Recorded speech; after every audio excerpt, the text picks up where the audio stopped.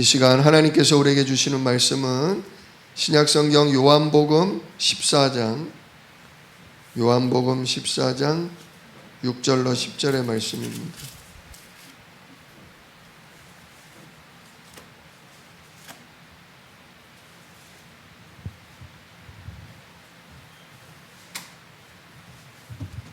요한복음 14장 6절로 10절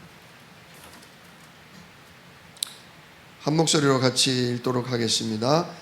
예수께서 이르시되 내가 곧 길이요 진리요 생명이니 나로 말미암지 않고는 아버지께로 올 자가 없느니라. 너희가 나를 알았더라면 내 아버지도 알았으리로다. 이제부터는 너희가 그를 알았고 또 보았느니라. 빌립이 이르되 주여 아버지를 우리에게 보여 주옵소서. 그리하면 족하겠나이다. 예수께서 이르시되 빌립아 내가 이렇게 오래 너희와 함께 있으되 내가 나를 알지 못하느냐. 나를 본 자는 아버지를 보았거늘 어찌하여 아버지를 보이라 하느냐. 내가 아버지 안에 거하고 아버지는 내 안에 계신 것을 내가 믿지 아니하느냐.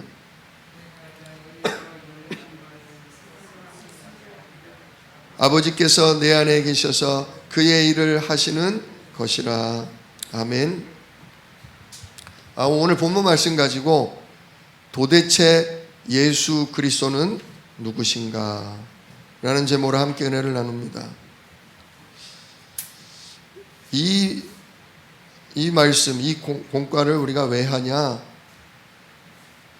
제자를 양육하기 위해서 그렇습니다. 우리가 예수 믿는 사람들을 현장에서 많이 만납니다. 근데 그분들을 우리가 제대로 돕고 세워드려야 돼요. 또 우리 새가족, 새신자가 이렇게 들어오면 복음을 전하면서 그분을 그냥 예수 믿는 사람, 그냥 하나님 자녀 정도가 아니라 진짜 이분이 복음의 좋은 일꾼이 되도록 세워줘야 합니다. 그러기 위해서 우리가 이런 공과를 하는 겁니다. 우리가 기존에 예수 믿는다는 분들이나 새가족을 어떻게 해야 제대로 도울 수 있을까요?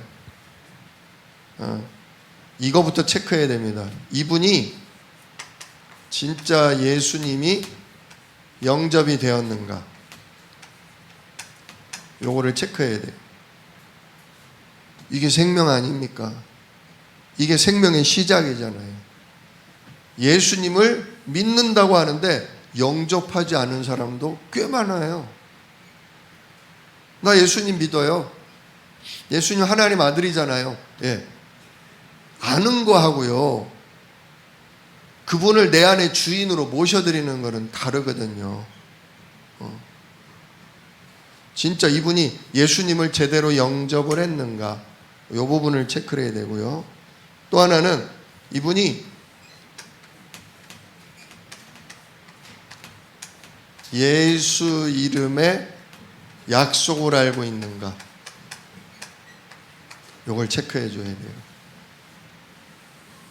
예수 이름에 무슨 일이 일어나는가? 하늘 보좌가 열리고 시공간을 초월하여 천군 천사가 역사하고, 그래서 누구는 꺾인다? 흑암, 사단 세력은 꺾인다. 정말 예수 이름에 권능이 있구나. 우리 지난 시간에도 예수 이름의 권능 체험하자 그러지 않았습니까? 사람들로 하여금 예수님을 믿는다, 거기 머물지 않고 예수님이 나의 그리스도, 나의 주인이시다, 주인으로 이분을 영접해야 된다, 늘 그분을 나의 주인으로 인정해 드려야 된다. 이걸 체크하고, 이제 그런 우리에게 예수 이름에 뭘 약속했냐? 응답 준다고 그랬다. 무슨 응답을 준다고 그랬냐? 성령으로 역사한다고 하셨다. 천군 천사가 돕고 지킨다고 했다. 그래서 우리를 속이고 우리를 멸망시키는 재앙의 세력, 그 흑암이 꺾이도록 약속하셨다. 이거를 자꾸 알려줘야 돼요. 그러다 보면 이 사람이 몇 년 안 가서 계속 이걸로 양육하다 보면 진짜 좋은 일꾼이 돼요. 복음의 전도의 좋은 일꾼이 돼요. 자, 그런데 이거를 우리가 하려면 내가 먼저 돼야 되지 않겠습니까? 이게 중요한 겁니다. 나 예수님 영접했어요. 예수님 영접했어요. 나 이렇게 말씀 듣다가 권사님이 하신 얘기가 전도사님이 하신 얘기가 맞더라고요. 그래서 내가 하나님 말씀 붙잡고 영접했어요. 영접이 뭐예요? 들어오시라고 하는 거죠. 그래서 요즘 어떻게 지내는데요? 몰라요? 안에 계세요? 예, 계시죠? 근데 그분이 뭐 하세요? 나도 잘 몰라요. 얘기해 본 지가 오래됐어요. 네, 이런 경우가 참 많습니다. 예수님 영접하고 그 다음부터는 교회 나와서 예배 드리고 또 하나님께 감사하다고 헌금도 하고 기도해 하자면 기도해 하고 뭐 어디 가자면 어디 가고, 근데 누구하고는 교통이 없어요? 내 안에 계신 참주인, 내 안에 계신 예수 이름의 성령, 그분과는 교통이 없어요. 그냥 교회 다니는 거예요. 급하면 그냥 막 도와달라고, 이거 해결해 달라고 기도하는 거예요. 영접은 그게 아닙니다. 이제부터 내가 당신의 지도를 받겠습니다. 이제부터 내가 당신의 인도를 받겠습니다. 모든 일, 모든 사건, 모든 벌어지는 일들 앞에 내가 당신의 지도와 인도를 받겠습니다. 이제 내가 주인이 아닙니다. 이제는 당신이 나의 참 주인이시고 인도자, 목자이십니다. 그게 영접이에요. 그런 삶이 되어져야 돼요. 이런 삶이 너무나 쉽고, 이런 삶이 너무나 편안하고, 이런 삶이 얼마나 힘 있는 삶인지 내가 체험해야 돼요. 얼마나 우리가요, 창세기 3장 근본 문제가 깊은지 몰라요. 십자가에서 예수와 함께 내가 죽었다, 진짜 믿지요. 예수님을 영접하는 순간 마귀의 자녀된 나는 죽고 나는 하나님 자녀로 거듭났다, 맞습니다. 맞습니다. 그러나 우리의 무의식 속에, 우리의 육체 속 깊숙이에는 나도 모르게 내가 주인 돼 있어요. 내가 하나님 돼 있어요. 깊은 뿌리가 있어요. 이거를 바꿔주는 게 영접입니다. 영접은 한 번만으로 충분한데 주인을 바꿔주는 거는 계속 여러분들이 고백하셔야 돼요. 아유, 하나님, 또 제가 주인 돼서 염려하고 있네요. 아유, 또 제가 주인이니까 오만 걸 다 불안해하고 걱정하네요. 걱정하다가요, 내게 있는 흑암을 확 발견하는 거예요. 염려, 불안이 막 몰려오면요, 얼마나 복잡해져요. 막 몸이 아픈데 오늘따라 기분이 나쁘게 아파. 되게 아파. 아유, 이거 더 심해졌나? 이러다 큰일 나는 거 아닌가? 병원을 가야 돼, 말아야 돼? 어떻게 돼요? 막 끝간데 없이 불안해요. 못 견뎌요. 그럴 때 발견해야 되는 거예요. 내 몸을, 내 건강을 누가 붙들고 있냐? 내 심장을 누가 뛰게 하고 있냐? 내 숨 쉬는 거, 내 피가 돌고 있는 거 누가 주관하고 있냐? 하나님이 나를 데려가실 거라면 가면 되고, 하나님이 나에게 이 병 중에 진짜 참주인, 내 생명의 주인, 그걸 깨닫게 하시느라 주시는 거라면 내가 내 건강, 내 생명의 주인이 그리스도라고 고백해야 되겠다. 진짜 이 어둠의 세력이 질병을 가지고, 돈 문제를 가지고, 불안과 염려를 가지고 나를 계속 어둠 속으로, 마치 생명의 주인이 없는 사람인 양, 내 모든 걸 주관하는 분이 없는 사람인 양, 완전히 영의 세계가 아닌 육신 세계에 사는 사람인 양 나를 완전히 올가매고 있구나. 오히려요, 질병이요, 염려와 불안이요, 흑암 발견하고요, 진짜 영적인 깊은 기도 제목이 나오게 해요. 그럴 때 빨리 주인 바꾸면 돼요. 하나님, 제가 주인인 줄로 또 착각했습니다. 하나님, 제가 또 하나님인 척 했습니다. 죄송합니다. 내가 살든지 죽든지 주님 손에 있습니다. 이 건강, 이 연약함 주님 손에 있습니다. 주여, 이 모든 걸 가지고 복음 깨닫게 하옵소서. 이 모든 걸 가지고 영적인 배경을 누리게 하옵소서. 흑암을 발견하고 빛 대신 그리스도 앞에 나아가게 하옵소서. 그게 영접입니다. 그게 예수 이름의 권능입니다. 이걸 내가 먼저 누려서 내가 먼저 복음의 좋은 일꾼이 돼야 돼요. 되게 돼 있어요. 그러면 이거를 날마다 누리고 있는 나라면, 나에게 하나님이 좋은 일꾼으로 예비된 사람, 좋은 일꾼으로 준비된 사람을 붙이겠어요, 안 붙이겠어요? 당연히 붙여요. 근데 똑같이 문제 때문에 염려하고 똑같이 건강 때문에 힘든데 내가 이 눈이 안 열려. 여전히 내가 주인 돼서, 여전히 내가 하나님이 돼서 이 방법 저 방법, 이 걱정 저 불안, 그걸 막 헤매고 다니고 있으면 하나님이 붙이시겠어요? 아이고, 아직은 아니다 하시겠어요? 이게 너무나 당연한 거거든요. 우리 주안새생명교회 사랑하는 성도 여러분, 오늘 이 메시지는 사람을 양육하기 위해서 나오는 메시지지만 우리도 복음 듣고 잘 누렸다가 이게 시간이 오래 지나면서 매너리즘에 잡혀요. 즉 습관적으로 잡히고, 그러다 보면 복음의 본질이 흐려져서 다시금 율법 체질로, 다시금 종교 체질로, 또는 신비 체질로 우리가 돌아갈 때가 있어요. 그래서 오늘 메시지를 통해서 내가 먼저 주인을 그리스도로 바꾸고 진짜 그 이름의 영적 사실을 누릴 수밖에 없는 눈이 열리고, 그래서 복음의 좋은 일꾼 되게 하옵소서. 그래서 하나님이 예비해 놓으신 좋은 일꾼들을 또 살릴 수 있는 전도자가 되게 하옵소서. 기도하는 마음으로 이 메시지를 받으시기를 축원합니다. 자, 그러려면 어떻게 해야 되냐? 별 수 없어요.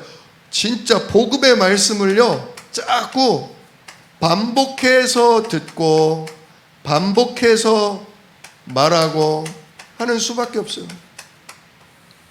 반복해서 듣고 반복해서 말하는 거예요. 이게 눈에 보이는 세계가 아니잖아요. 눈에 안 보이는 영적인 세계잖아요. 한번 생각해 볼까요? 제가 전주에도 집이 있고 여기 인천에도 임시로 사는 지금 집이 있어요. 근데 둘 다 번호키더라고요. 번호키.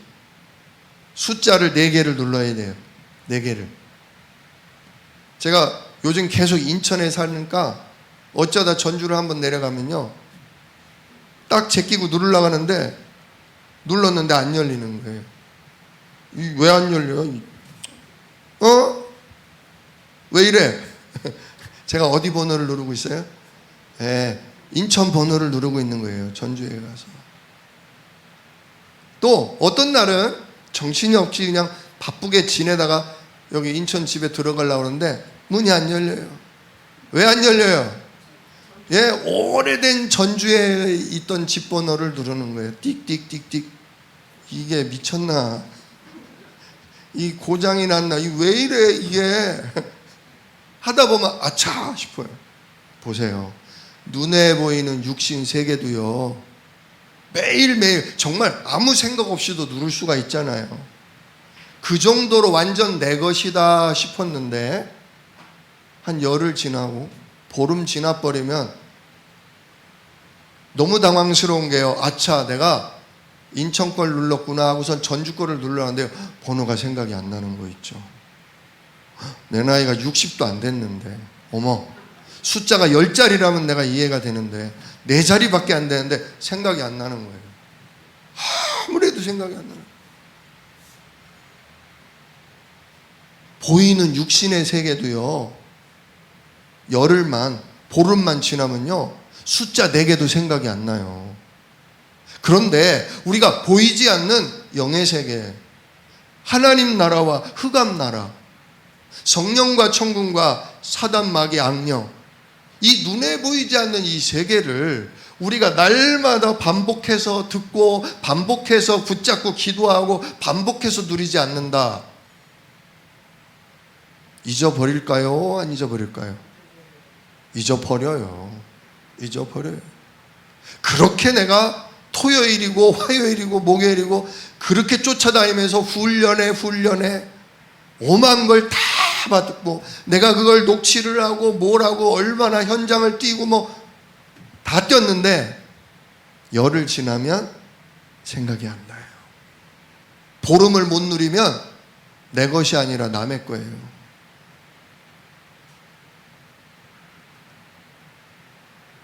그래서 복음은 계속 듣고 계속 뭐 해야 돼요? 말해줘야 돼요. 어제 영접을 시켰어도요 2, 3일 지나면 다 까먹어요. 그 다음 주 가면 영접이 뭐지? 몰라요. 예수 이름에 무슨 일이 일어나지? 좋은 일이 일어나죠. 좋은 일이. 생각이 안 나요. 그래서 계속 말해줘야 돼요. 반복해서 계속 말해줘야 돼요. 근데 그러다 보면 사람들이 좋아하냐? 싫어해요. 특히 똑똑한 사람은 싫어해요. 아, 왜 한 얘기 또 하고 한 얘기 또 하고 왜 돌려서 이렇게 또 얘기하고 왜 또. 우리도 훈련 다니면서 그런 느낌 받잖아요. 아유, 용어만 싹싹 바꾸셔가지고 똑같은 걸 또 얘기하시고 또 다른 레파토리가 없으신가 보다. 다른 메시지가 없으신가 보다. 저분은 저거밖에 없나 보다. 그리고 안 가잖아요. 그럼 어떻게 돼요? 알던 것도 다 까먹어요. 계속 그래서 말씀 듣고 계속 훈련 받으셔야 되는 거예요. 자, 우리가 훈련받는 메시지에서 제일 많이 나오는 단어가 뭐죠? 예수 그리스도. 이게 제일 많이 나와요. 두 번째로 많이 나오는 건 그 예수 그리스도와 그 하나님 나라를 누리는 기도에 관련된 메시지가 많이 나와요. 그리고 세 번째는 이제 이 예수 그리스도를 전하는 전도에 대한 메시지가 많이 나오죠. 그리고 이제 제자 훈련, 이런 메시지가 주로 우리 교단에 많이 나오는데요. 요거를 우리가 왜 여기서 가장 중요한 게 뭐냐? 예수 그리스도죠. 복음과 기도와 전도 운동. 요건데 이거를 우리가 예수 그리스도에 대해서 왜 우리가 이렇게 가르쳐야 되냔 말이죠. 요걸 가르치는 동기가 있어요. 이걸 계속적으로 반복해서 말해야 되는 동기, 그 이유와 목적이 있어요. 이거를 알고 전하셔야 돼요. 사람들이요, 현장이요, 복음을 안다고 하지만 방황하고 있어요. 예수님이 무슨 일을 하셨고 예수님 이름으로 기도하면 응답받는다는 거 알지만 사람들은요 굉장히 방황하고 있어요.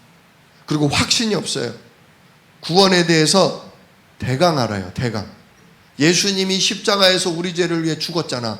그래서 모든 죄를 용서해 줬잖아. 이거 믿으면 죄사함 받고 하나님 자녀 되는 거잖아. 이 영접하면 하나님 자녀 되는 거잖아. 알기는 아는데 대충 알고 있는 거예요. 그러다 보니까 사실은 확신이 없어요. 약해요. 이런 부분을 확실하게 만들어줘야 말씀 운동이 확 살아나요. 진짜 예수가 왜 그리스도냐? 우리가 왜 기도해야 하냐? 진짜 전도응답 어떻게 오는 거냐? 이 부분을 놓고 계속해서 말해줘야 돼요. 왜냐? 사람들이 확신이 없기 때문에. 그래서 오늘 이 공과가 나오는 겁니다. 공과 오늘 서론에 확신을 주기 위해서 예수 그리스도가 왜 필요하며 예수 그리스도가 무슨 일을 했으며 예수 붙잡을 때 무슨 일이 일어나는지 그 확신을 주려고 요 16과가 있는 겁니다. 도대체 예수 그리스도는 누구신가? 전 세계에 가장 큰 영향을 입혔고 누구보다 훌륭한 일을 하신 예수 그리스도는 도대체 누구신가? 역사의 주인공이 되셨고, 자, 역사의 주인공이 무슨 뜻이에요? 역사가 히스토리잖아요. 영어로 히스토리. 그의 이야기란 뜻이에요. 히스토리가 그의 이야기. 우리가 기원 전을 BC라고 그러고 기원 후를 AD라고 그러죠. BC는 Before Christ, 즉 그리스도 오시기 전을 얘기하는 거죠. 놀랍습니다. 예수님이 오시기 전과, 이건 아노 도미니, 이거는 무슨 뜻이냐? 주님 오신 후의 약자입니다. 주님 오신 후. 기원, 지금 인류 역사의 기준점이 뭐냐? 예수님이 오시기 전과 예수님이 오신 후로 나누어져 있다. 이처럼 예수님이 이 지구 역사상 우리 인류 문화의 아주 굉장한 주인공이시란 뜻이죠. 근데 정작 예수님은 책을 한 권도 남기지 않고 또 오래 사신 것도 아니고 33살 짧은 인생을 살다 가셨어요. 그런데 그 예수님, 짧은 인생인 예수님에 대한 책이 인류 역사에 기록된 책 중에 제일 많고, 또 이 땅에 영향력 있는 임금이나 장군들이 했던 일을 합친 것보다 더 많은 영향을 우리 인류 문화에 남기셨고, 뿐만 아니라 개인들을 변화시키셨어요. 개인들을. 여기 보면 웰리스, 볼트인, 스코트 이런 사람들이 나오는데요. 웰리스라는 사람은요, 불신자였어요. 무신론자였어요. 그 당시에 미국이 기독교 국가였잖아요. 기독교 국가. 계속 성경과 하나님에 대해 강조하고 예수님에 대해 강조하니까 이 반발심이 일어나서 예수 믿을 필요 없다. 그분은 하나님 아니다. 이거를 내가 멋지게 글로 한번 써보겠다 해가지고 예수님이 하나님이 아니고 구원자도 아니고 믿을 필요도 없다는 걸 쓰려고 하다 보니까 진짜 이분이 가짜라는 걸 연구해야 되잖아요. 그래서 성경을 읽었대요. 이 예수 봐라, 요런 부분 봐라, 요게 거짓말이다, 요게 가짜다. 그걸 뽑아내려고 성경을 읽고 또 읽다가 이 웰리스가 뒤집어진 거예요. 와, 아니구나. 이분이 하나님의 아들 그리스도구나. 이분이야말로 진정 하나님이시구나. 그걸 깨닫고서 웰리스가 회개를 하고서 진짜 왜 예수님 왜 믿어야 되냐, 예수님 왜 믿어야 되냐라고 쓴 글이 그 영화로도 나온 유명한 배너라는 소설을 이 사람이 썼다는 거예요. 이처럼 예수님은 개인을 변화시켜요. 또 볼튼이라는 학자가 있었는데, 볼튼은 이 사람은 또 성경이 쓰레기다, 성경은 필요 없다, 성경은 아마 이제 과학이 발달하고 우리 이성, 철학이 발달하기 때문에 50년 안에 성경은 휴지 조각이 될 것이다, 그렇게 막 떠들고 다녔어요. 그런데 놀라운 일이 벌어졌어요. 오히려 그 사람이 말한 이후로 50년 안에 성경이 무려 157개 나라 언어로 번역이 돼서 전 세계에 퍼져나갔어요. 과학이 발달하고 철학이 발달하고 막 그랬는데 그 과학이 발달함으로 오히려 다른 나라 문명하고 연결이 되고 선교하는 마음이 일어나고 번역이 일어나고 그게 막 인쇄돼서 157개 나라의 성경책이 퍼져나갔다. 또 그해 이 볼트윈이 떠들었던 영국에서 무려 영어 성경이 500만 부가 찍혀서 팔려나갔다. 결국 볼트윈은 계속 불신앙 가운데 있다가 자살하고 죽었다고 합니다. 또 스코트는 영국 사람인데요, 이 사람이 죽음을 얼마 앞두고서 죽는 순간 자기 아들을 불렀대요. 아들아, 가서 책을 가져와라 그랬대요. 그랬더니 아들이 아빠 서재에 저렇게 많은 책이 있는데 무슨 책을 가지고 올까요? 물어봤대요. 그랬다가 야단을 맞았다는 거 아닙니까? 야, 내가 지금 죽어가는데 저 많은 책이 무슨 소용이냐? 지금 내가 죽어가는 이 마당에 나에게 필요한 책이 뭐겠냐? 하나님의 말씀, 성경이지. 가서 성경을 들고 와라. 그랬다는 거 아닙니까? 아무리 많은 학문, 많은 지혜, 많은 지식이 담겨있는 책이라 할지라도 결국 우리 인생이 끝나는 그날 우리가 딱 손에 쥐고 있어야 할 책은 하나님의 약속의 말씀인 성경인 것입니다. 이처럼 예수님은 믿는 사람이든 믿지 않는 사람이든 변화를 일으키셨어요. 그래서 예수님에 대해서 잘 알아야 합니다. 이 예수님이 도대체 누구신지 이분을 발견하면 그때부터 인생의 참 목적과 참 평안과 참 힘을 얻게 됩니다. 더욱이 놀랄 일은 인간은 앞으로 5분 뒤에 무슨 일이 벌어질지 아무도 몰라요.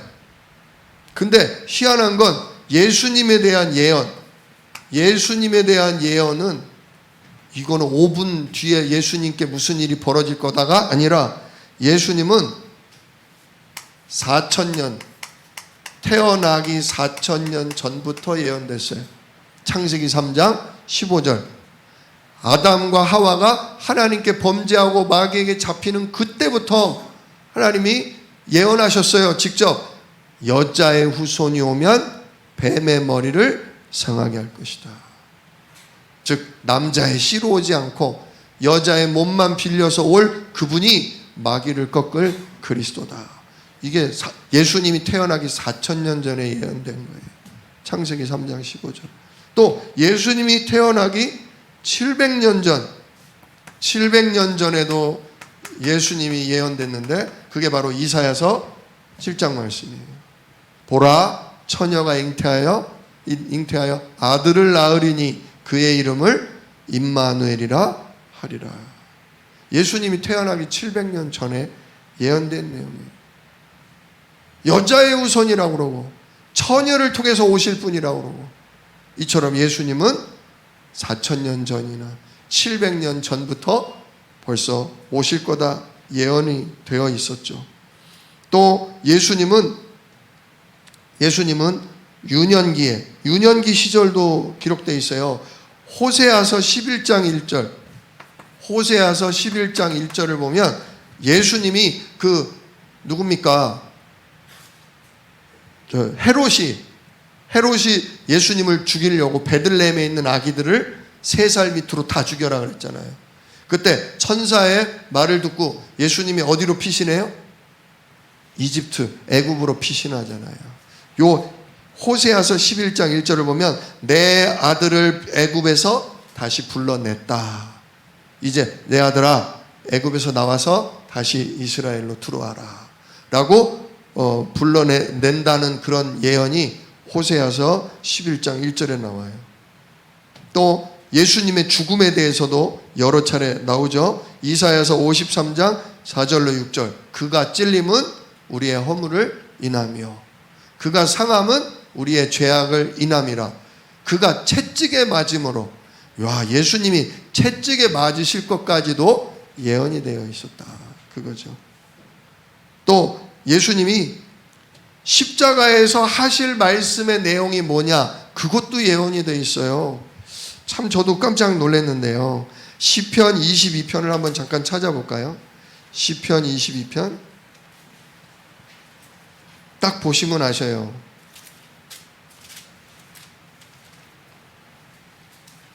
시편 22편 1절을 한번 같이 읽어보죠. 시편 22편 1절 같이 읽습니다. 내 하나님이여 내 하나님이여 어찌하여 나를 버리셨나이까? 어찌 나를 멀리하여 돕지 아니하시며 내 신음소리를 듣지 아니하시나이까?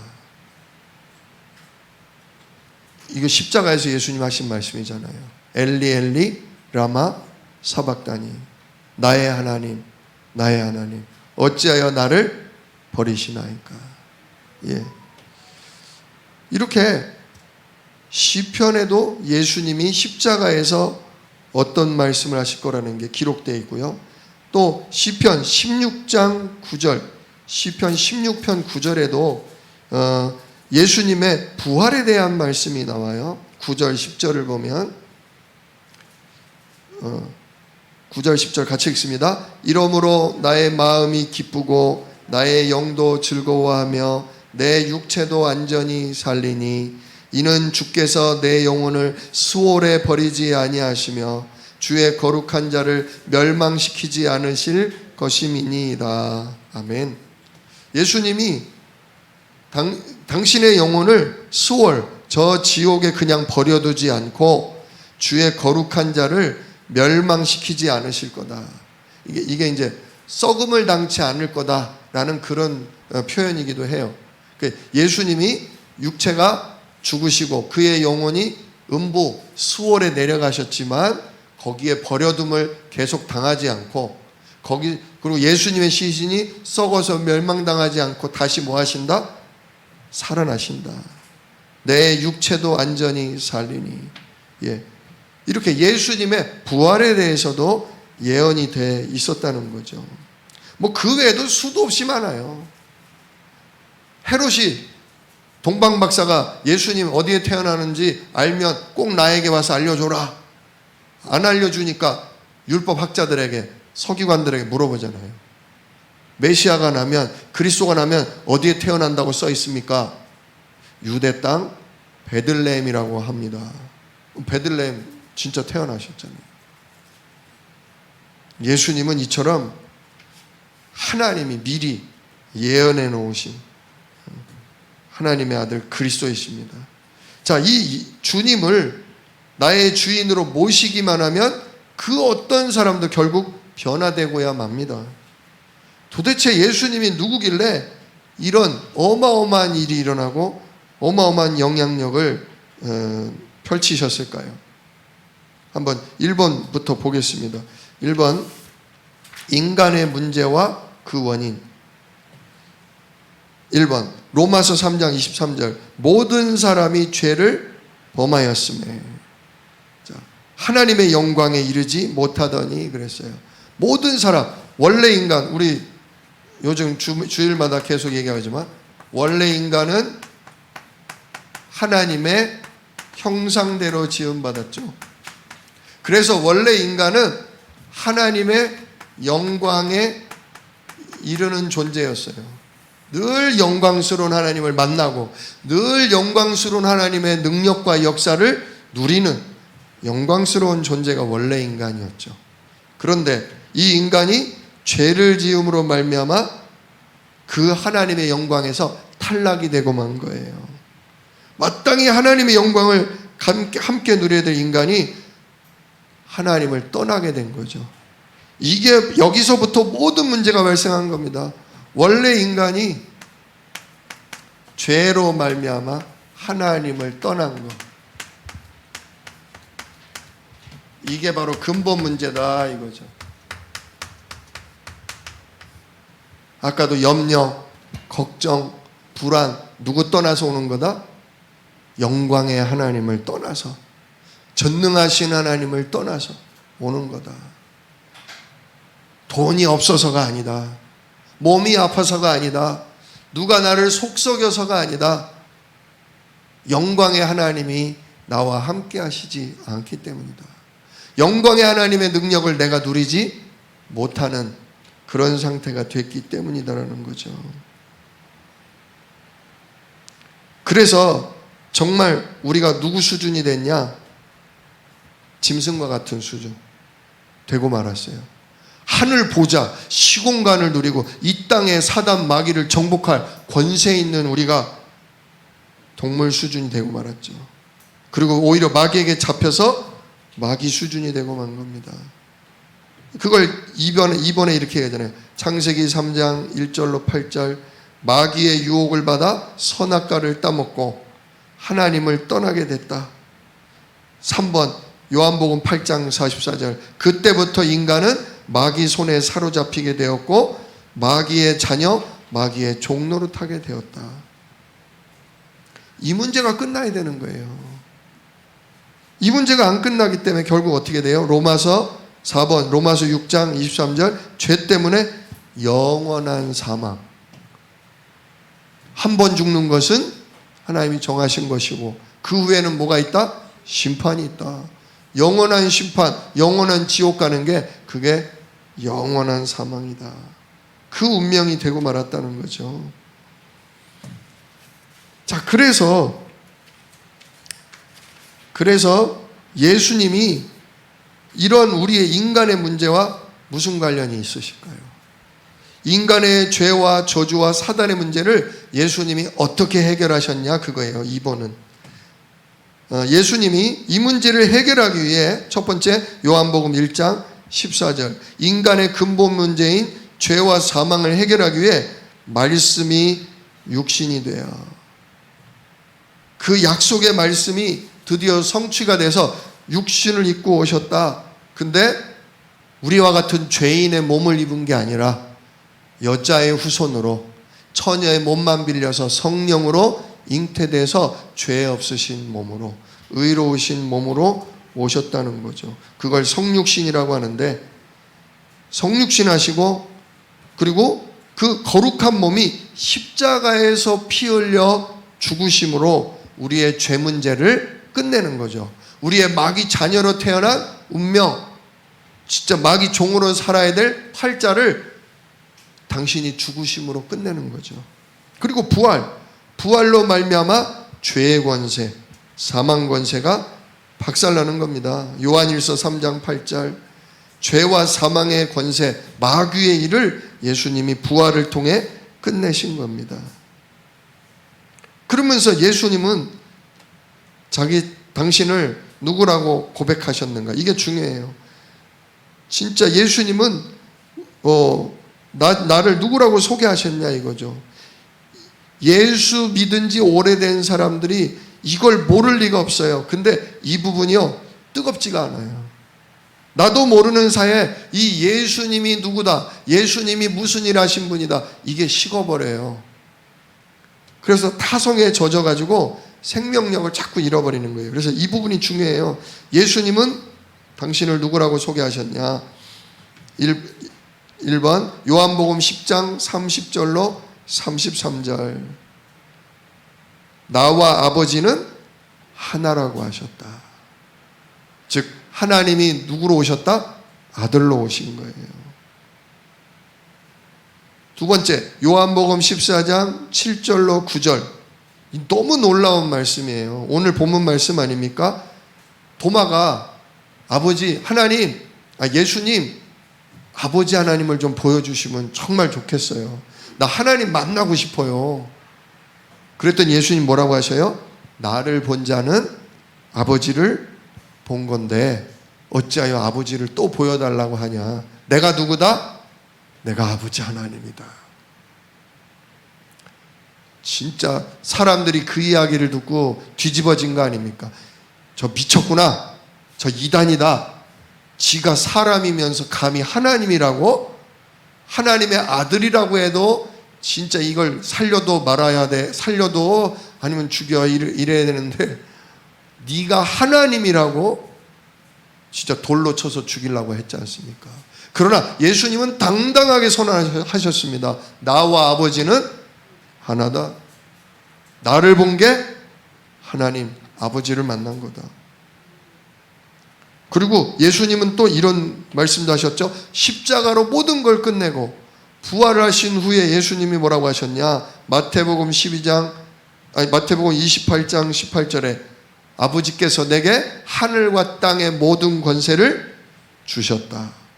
하늘에 천군이 움직이는 권세, 이 땅의 모든 피조물이 움직이는 권세, 또 저 지옥 흑암의 모든 세력들이 무릎 꿇고 결박할 수밖에 없는 권세를 누가 가지셨다? 우리 주 예수 그리스도가 가지셨다는 거죠. 우리는 이 사실을 굳게 붙잡아야 됩니다. 이 사실을, 그래서 예수님을 만난 사람도 어떻게 깨달았냐, 이것도 중요해요. 베드로는 성령으로 말미암아 깨닫고 예수님을 누구라고 고백했냐? 주는 그리스도시요 살아계신 하나님의 아들이십니다. 이게 베드로가 자기 스스로 깨달은 게 아닙니다. 성령이 은혜로 깨닫게 하니까 그 입술에서 나온 고백이죠. 우리도 잊어버리고 있다가 염려하고 불안해하고 새까맣게 놓치고 내가 주인 되고 살고 있다가 어느 날 하나님의 은혜로 성령의 역사로 퍼뜩 깨달아지는 거예요. 아니다. 주는 모든 문제 끝내신 그리스도요. 지금도 살아서 하늘 보좌가 움직이고 시공간이 초월하여 역사하게 하는 하나님의 아들이시다. 두 번째로 도마가 누굽니까? 예수님 부활한 예수님이 찾아왔을 때 빠져 있었던 사람 아닙니까? 그리고 자기 동료들이 야 예수님 부활해서 왔었어. 우리는 봤어. 그때 도마가 뭐라고 그래요? 예수님을 내가 장사를 지냈어 이 양반들아. 예수님을 내가 동굴 무덤에 넣었어. 예수님 부활하기는 어디를 부활해?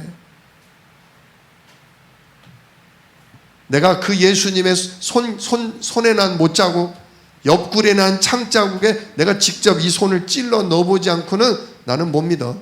굉장한 현실주의자예요. 눈으로 봐야 믿겠다 이거예요.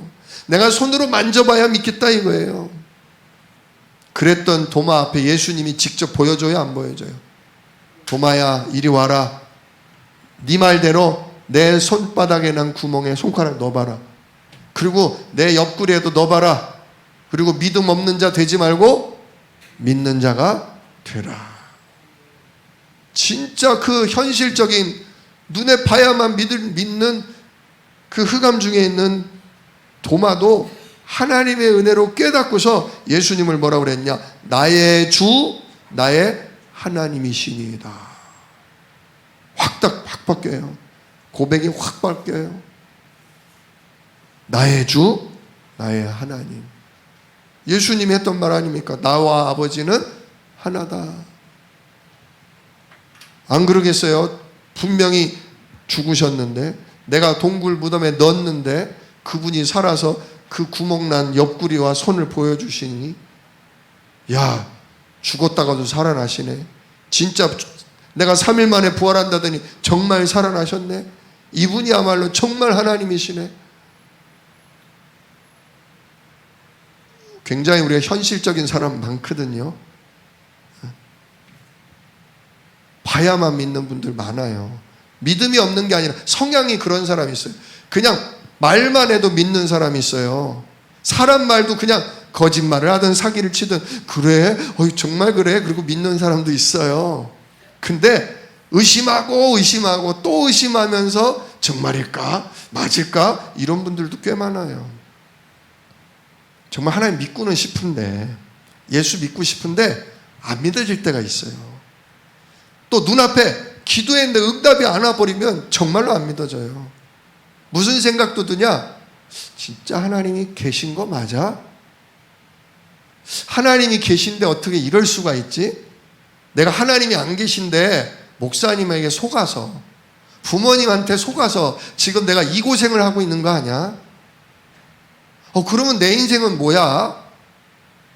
모든 걸 다 하나님께 쏟아 부었는데 이런 것도 하나 응답 안 해주시고 정말 하나님이 없어서 죽으면 인생 끝이라면 나는 얼마나 불쌍한 사람이야. 이런 가운데 빠져들 수 있어요. 저는 조금 결이 달라요. 저는 하나님이 청소년 시절에 초등학교 시절에 그 소년중앙 같은 책을 보면 외계인 원시시대 공룡 그런 게 성경하고 많이 다르거든요. 막 몇억 년 전, 몇만 년 전, 막 인류가 원숭이가 사람이 됐다. 외계인이 있다. 전부 성경하고 많이 다르거든요. 그러니까 그런 걸 보면서 하나님이 신화였나? 예수님이 전설이었나? 진짜 하나님이 없으면 어떡하지? 진짜 안 계신데 나는 이거 주일날 아침에 이 재밌는 만화 텔레비도 안 보고 진짜 그냥 와서 예배 드리는데, 주일날 친구들은 막 놀러 다니는데 난 놀러 다니지도 않고 이렇게 꼬박꼬박 주일 지키고 오전 예배, 오후 예배까지 다 드리는데 뭐야? 근데 하나님 안 계시면 하다가 저는 굉장히 두려웠어요. 그러다 안 계시면 그나마 다행인데 계시면 어쩔 거야? 내가 지금 마귀에게 속는 거라면 어떡할 거야? 어이구 주여, 어이구 나 믿음 없어요. 지금 막 흔들리고 있어요. 하나님 나 좀 도와주세요. 내가 지금 이 소년중앙 이 과학자들의 말 막 지금 막 연구를 통해 몇 억 년, 몇만 년 성경하고 좀 다른 얘기 나오니까 막 흔들리는데, 내가 그러다가 하나님 안 믿어지고 하나님 놓치면 나 영원한 지옥 가는데, 아이고 하나님 도와주세요. 내 믿음 지켜주세요. 머리를 흔들면서 외계인 몰라, 나는 외계인 모르겠고 원시인 모르겠고, 아이고 하나님이 안 믿어진다는 게 심각해지더라고요. 도와주세요. 내 믿음 살려주세요. 하나님 내 믿음이 가출했어요. 도와주세요. 막 울면서 두려워서 기도하던 그런 때가 있었어요. 진짜 하나님이요 안 믿어져요. 넣어보지 않고는, 만져보지 않고는, 내 눈으로 보지 않고는 하나님 안 믿어지는. 근데 그게 내 잘못이냐고요? 그게 우리 잘못이냐고요? 그게 이번 주 말씀처럼 원래 인간이 누구 떠났다? 하나님 떠난 거예요. 그게 원죄예요. 그게 흑암에게 잡혀 태어난 증거예요. 증거. 하나님이 안 믿어지는 게, 지독하게도 안 믿어지는 거, 너무도 계산적이고 너무도 현실적인 게 그게 말씀이에요. 그게 말씀. 내가 범죄해서 하나님의 영광에 이르지 못하고 있다는 말씀 성취예요.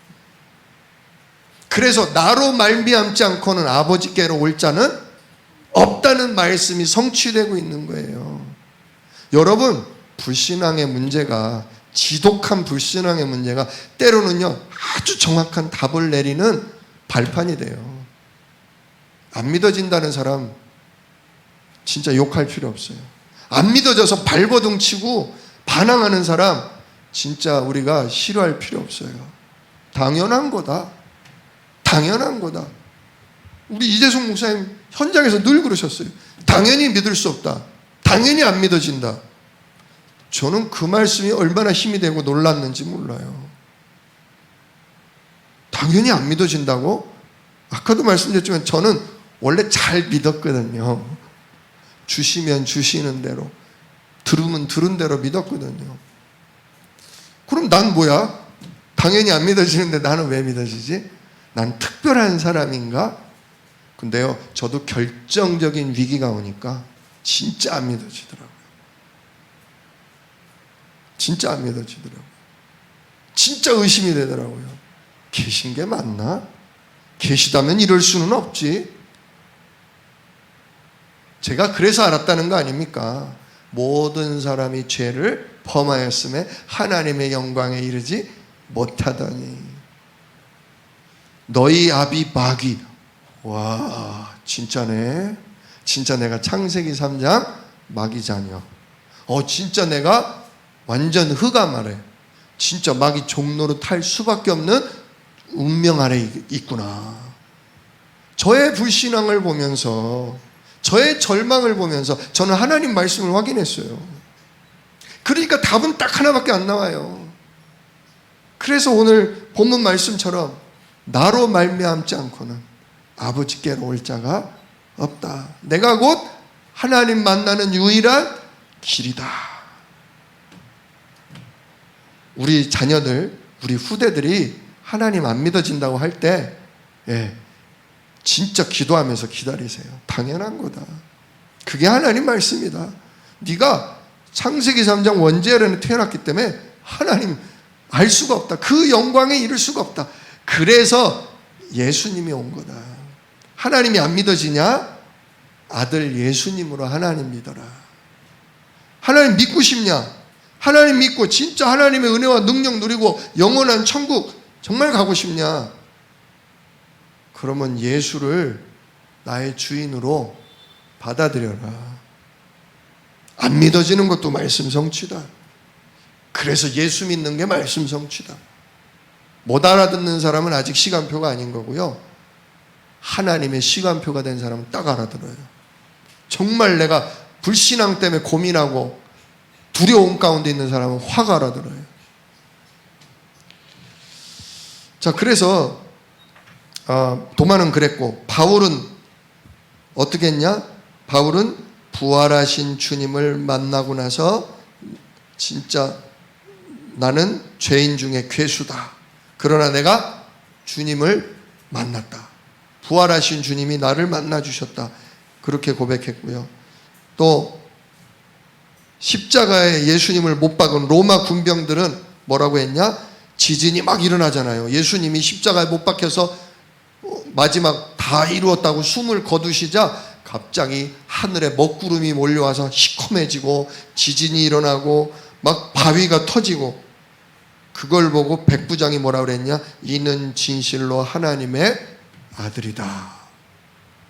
완전 불신자도요, 되어지는 일을 보고 이분이 하나님의 아들이었구나를 깨달았다는 거 아닙니까?